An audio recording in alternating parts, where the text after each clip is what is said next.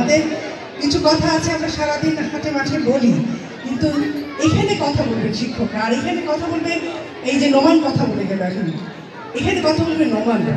তাতে করে এই যে এখানে সামনে কমলমতি শিশুরা যারা বসে আছে তারা অনেক বেশি অনুপ্রাণিত হবে আজকে এখানে। তারপরে আমি বলছি যে সব কিছুর পরে এই যে স্টুডেন্টস কমিউনিটি যে উদ্যোগটা নিয়েছে এবং তারা যে সৃজনশীল কাজ লেখাপড়ার দিকে আগ্রহী করে তুলছে বাকিদের, তাহলে তারা আমাদের চেয়ে কত দায়িত্বশীল ভূমিকা পালন করছে, তাদেরকে আরেকবার সাধুবাদ জানাই। চলুন সকলে মিলে এই কাজটি আমাদের করতে হবে, এই উদ্যোগগুলির পাশে থাকতে হবে।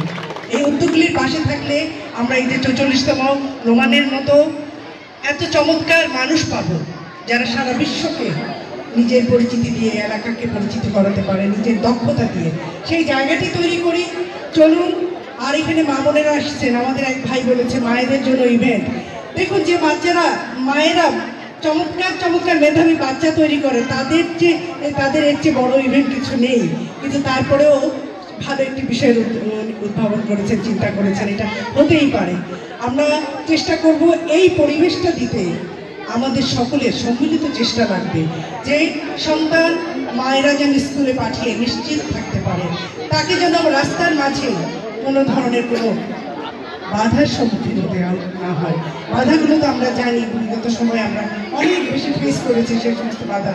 ইভটিজিং হয়, নানান কিছু হয়, বিশেষ করে আমাদের নারী সে বালিকাদের জন্য এই ধরনের ব্যাপারগুলো যাতে না ঘটে। আমরা এই সমাজকে যদি নিরাপদ করতে পারি, এই সমাজকে যদি অনুপ্রাণিত করতে পারি এইরকম ভেবে যে আমরা সৃজনশীল কাজের সাথে থাকবো, প্রতিযোগিতার সাথে থাকবো, সুস্থ প্রতিযোগিতা।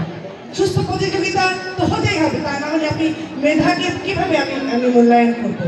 সেই মূল্যায়নের জায়গাটিকে নিয়ে আমরা এই শিশুদের প্রতি এই রামগতিতে যতগুলো স্কুল আছে পড়াশোনার মানের বিষয় নিয়ে অনেকবার কথা হয়েছে। এখানে আমাদের অতিথিরা বলেছেন, আক্ষরিক অর্থে আমি সে কথাটির সাথে শতভাগ একমত। আমাদের শিক্ষার মানের বিষয়টি নিয়ে আমরা অনেক পেছনে পড়ে আছি। এখানে নটরডেম থেকে বিজ্ঞানসাথে অবশ্যই যাবে, কিন্তু শিক্ষকরা কিভাবে মনোযোগী হবে? সেখানে শিক্ষকদের জন্য একটু বলি, শিক্ষকরাও এত জীবন যুদ্ধে তাদেরকে এত অসুবিধার সম্মুখীন হতে হয়, রাষ্ট্র সরকার এগুলিকে নিয়ে খুব বেশি ভাবে না, যার জন্য তাদের কয়েকদিন পর পর গিয়ে দল বেঁধে তাদেরকে তাদের দাবি দাওয়া বলতে হয়। আমরা কেন শিক্ষকদের প্রতি এত উদাসীন? রাষ্ট্র কিন্তু যে মানুষ, যে জনমানুষ তৈরি হবে, সুশিক্ষিত আর মেধাবী তৈরি করতে হলে রাষ্ট্রকে উচিত শিক্ষকদের বিষয়টিকে অনেক বেশি আন্তরিকভাবে দেখা। সেই কথাটি একটু সুযোগ পেলাম, বললাম আপনাদের জন্য। আর শিশুরা অবশ্যই বিকশিত হবে, সে পরিবেশ নিশ্চিত করা হবে আমাদের আগামী দিনের একমাত্র কর্তব্য। তাতে করে আমরা এরকম আর্টস আর এসসিটি যেটা করেছে, তারা যেটা করে যাচ্ছে, এই ধরনের অনেক অনেক সংগঠন তৈরি হবে যারা মেধাবী বাচ্চাদেরকে পেছন থেকে এবং সামনে থেকে পাশে থেকে অনুপ্রাণিত করবে। এবং বাচ্চাদেরকে আমি কথা বলছি যে আমি আপনাদের পাশে আছি, আপনাদের ভবিষ্যতে সবসময় পাশে থাকবো।